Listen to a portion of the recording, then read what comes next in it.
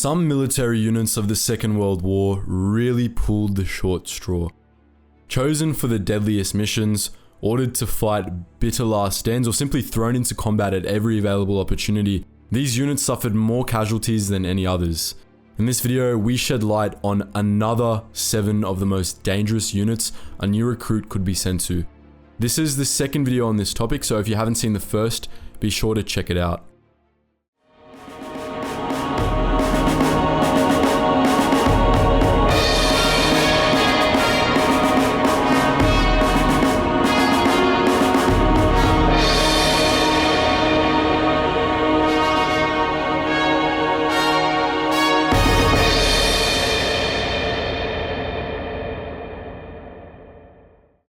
We're starting with the US 29th Infantry Division, a unit which did all of its fighting in France and Germany. In its 242 days of combat, the 29th took well over its fair share of casualties. The 29th's first combat experience was the mayhem of Omaha Beach on D-Day, where they were meant to be protected by tanks that would draw enemy fire and allow them to advance. Unfortunately, a quarter of this tank support was made up of the ill-fated DD tanks. These were normal Sherman tanks with canvas skirts that theoretically allowed them to swim to the landing beach. They worked just fine in the testing pool with a swell of about 1 foot, but quickly turned into submarines in the 6-foot swell of June 6, 1944. With a large portion of their armoured support at the bottom of the English Channel, the 29th Infantry Division had to assault the beach by themselves. The casualties were horrendous, with the Americans losing around 3,000 troops on Omaha Beach alone. Pushing inland, the 29th captured the heavily fortified town of Saint-Lô and fought on into the German heartland. By the war's end, the 29th had taken 28,776 casualties, just over 200% of its starting strength. While not strictly an organized military unit, the crew of the Japanese Imperial Navy's Type A Koyoteki class submarine, better known as the Midget submarine, was not somewhere a new recruit wanted to be sent. Used only a handful of times throughout the war, Midget submarine missions were considered so dangerous that the crews always wrote goodbye letters to their families before they set out. Only 24 meters long and with a maximum dive depth of 30 meters, these tiny 2-man submarines were designed for sneak attacks inside enemy harbors.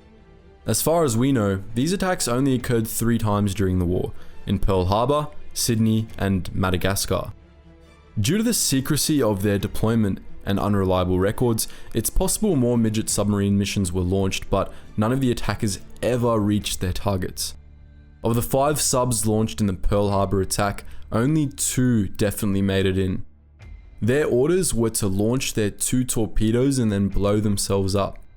Even though a rough plan was made to pick up the crews, they were aware it was a suicide mission. Only 1 crewman of a Midget submarine was known to have survived. Ensign Sakamaki, the commander of one of the submarines that attacked Pearl Harbor. Captured after failing to scuttle his vessel, Sakamaki was seen by those back in Japan as a coward and a traitor for not committing suicide. Bad luck just seems to follow some units around, and this was especially true for the Soviet infantry fighting against the grey tide of the German advance into Russia. Managing to get destroyed twice over, we have the Soviet 103rd Rifle Division. The German Panzer spearhead crashed through Russia in October 1941, encircling 4 entire Soviet armies in 2 pockets. The 103rd was unlucky enough to be caught in the Vyazma pocket, the results of one of the 2 major encirclements by the 3rd and 4th Panzer groups. The 103rd fought hard, but was eventually crushed with the other Soviet units by no less than 28 German divisions. Out of this maelstrom, only 30 of the 103rd's several thousand troops managed to escape. Reformed and rearmed in Central Asia, the 103rd would go on to get obliterated yet again. Just 7 months after the disaster of the Vyazma pocket, the 103rd was encircled again during the Second Battle of Kharkov in May 1942. Without air cover and running out of supplies, the Soviet soldiers reportedly charged into the German lines with their arms linked together, shouting "Hurrah!" The German machine gunners had a field day, and the 103rd Division was wiped out for the second time.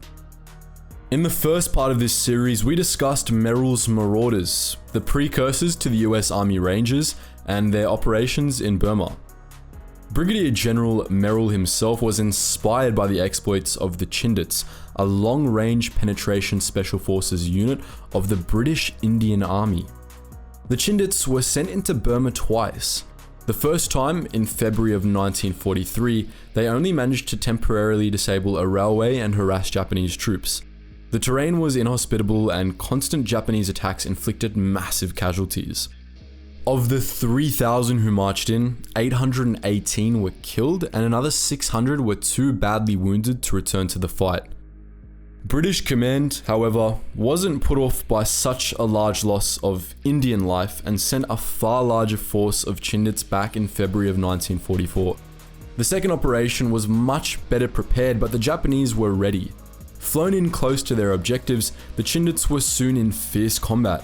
Some engagements were close quarters, kukri-armed Indians squaring up against katana-wielding Japanese. Eventually fighting their way out, the Chindits were ordered to assault several well-defended Japanese positions. Armed only with light weapons, the Chindits suffered heavy losses. Attrition from disease was also very high, and as the weeks wore on, their position was increasingly unstable. The Chindits were pulled out of Burma in July, but not before another 1,396 were killed and 2,434 were wounded. While fighting it out on the ground was deadly, some units took far more casualties in the air. Next up, we have the Royal Canadian Air Force's 6th Group, a majority Canadian force that operated with British Bomber Command from airfields in southern England. Not content to simply let their air crews serve in British units, as most other Commonwealth nations had done, the Canadian government demanded that a specialised bomber group be organised for them alone. In 1943, they got their wish. The experienced British aircrewmen were reassigned elsewhere and replaced by Green Canadians. 6th Group quickly became infamous as the unit with the highest losses in the whole of Bomber Command.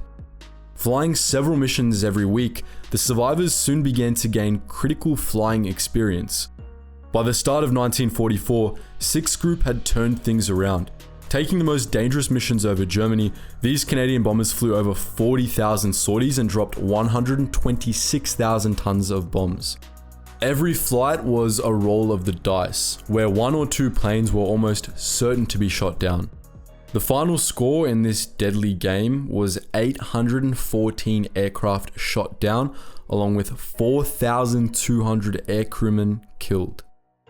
With the Soviet reputation for taking horrendous casualties, it's no surprise that another Soviet infantry unit features here. Next up is the 284th Rifle Division. The 284th was formed rapidly in July 1942 as part of the rush to put as many Russian bodies between the advancing Germans and the Russian capital, Moscow, as possible. Ordered to defend the approaches to Kiev, the unit was encircled when German forces diverted further east. The 284th was trapped around Kiev and, just 2 months after its founding, annihilated. The 284th was founded for a second time from Siberian recruits. They quickly made a name for themselves, defending the region of Kastany with exceptional stubbornness, even though they were woefully ill-equipped with heavy weaponry. Reinforced with sailors due to manpower shortages, the 284th was sent to Stalingrad. They fought hard to secure landing sites across the Volga River and then pushed forward to capture the hill named Mamayev Kurgan from the Croatian Jaeger Regiment.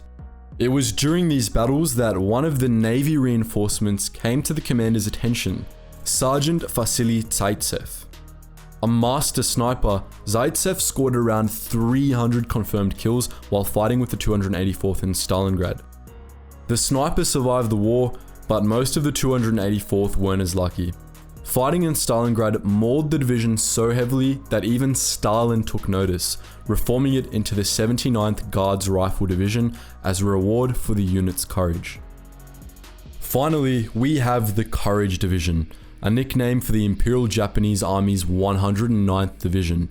This unit was tasked with the last-ditch defense of Iwo Jima from February to March 1945. The island contained an airbase in bombing range of Tokyo, therefore making it critical for Japan's defense. The garrison force were veterans of the war in China and commanded by the expert strategist General Kuribayashi. Kuribayashi prepared his defense well, digging tunnels across the island and concealing his heavy guns inside a hill. He waited until the beaches were crowded with US Marines and equipment before opening fire.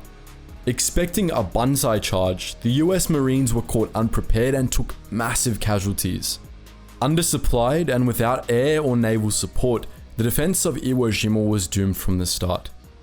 General Kuribayashi led the final charge himself, choosing to die with his men instead of committing suicide in his bunker. Of the 109th Division's 21,000 troops, roughly 18,500 were killed. 2,000 to 3,000 held out in the tunnels once the battle was lost. Taking no chances, US Marines entombed most of these holdouts by blowing up the tunnel exits. So that was another 7 of the deadliest units for a new recruit to be sent to. Which do you think would have been the worst? Would you rather risk your life flying bombing missions over Germany or on the beaches of Normandy? Let us know in the comment section below. And just before you go guys, if you want access to exclusive videos and a behind the scenes Discord, then make sure you consider donating to our Patreon. If you enjoy some of the music we use in these videos, check out our Relax Jack music channel where we post weekly uploads, some of which you can use for your own creative projects.